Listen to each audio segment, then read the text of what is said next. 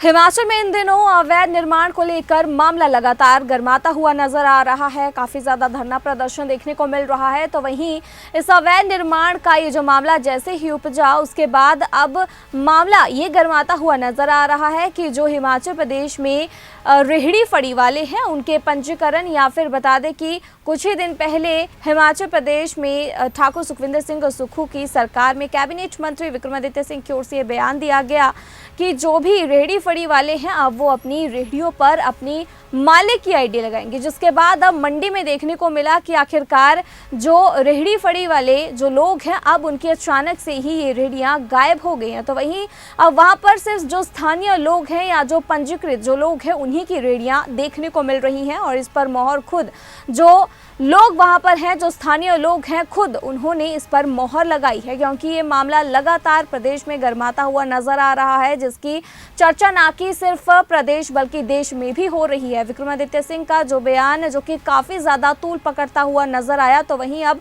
इसका कहीं ना कहीं जो प्रभाव है मंडी में देखने को मिला। मंडी में जो रेहड़ी फड़ी वाले थे अब उनकी रेहड़ियाँ जो हैं अचानक से वहाँ पर गायब हो गई हैं। वहाँ पर सिर्फ जो स्थानीय जो वहाँ पर रेहड़ी फड़ी वाले हैं उन्हीं की ही रेहड़ियां दिखाई दे रही हैं। तो वहीं इसी बीच आप बता दें कि रेहड़ी फड़ी धारक तीर्थ राज और दुकानदार कालूराम ने बताया कि बहुत से ऐसे नए चेहरे बाजार में रेहड़ियां लगाते थे जिन्हें पहले कभी नहीं देखा, लेकिन मस्जिद विवाद के बाद से ये सभी अब गायब हो गए हैं। और इन्होंने स्थानीय निवासी देशमित्र ने प्रशासन से बाहर से यहाँ आकर रहने वालों का पंजीकरण सख्ती से सुनिश्चित करने की मांग उठाई।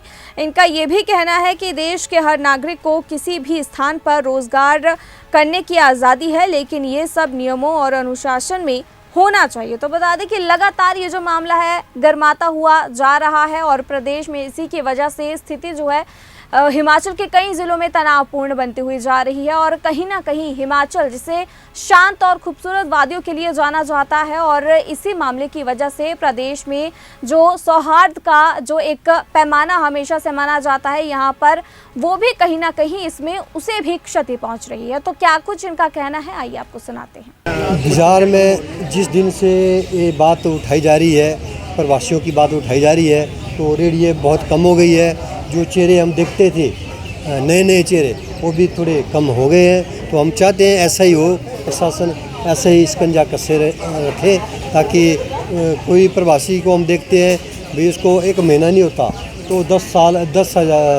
साल की स्टैंप लगा के आ जाता है कि मैं 10 साल से यहाँ रेहड़ी लगा रहा हूँ।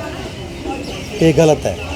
रजिस्ट्रेशन की बात है वो तो सबकी होनी चाहिए, नहीं तो कई जगहों से ऐसा भी हो सकता है कि कोई अपराधी आया हो और यहाँ पर कोई दूसरा काम कर रहा हो, तो उसके बारे में लोगों को कोई भी आपराधिक घटना हो कहीं भी उसको अंजाम दे सकता है।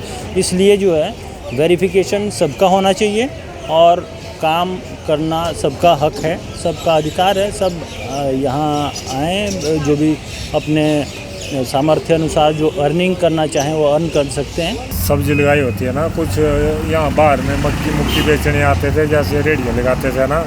इस बार जैसे मस्जिद का ये विवाद लगा है, इस कारण लोग नहीं आए।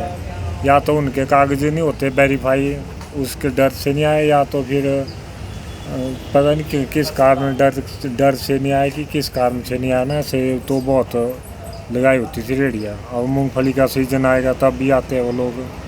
फिर प्रशासन को उनका वेरीफाई ढंग से करना चाहिए। और हाँ, हो सकता है जो मैंने पहले ही कहा, जो अवैध रूप से रेहड़ियाँ लगाते हैं, जो बिना वेरीफाइड होके आते हैं, हो सकता है वो आजकल ना हो।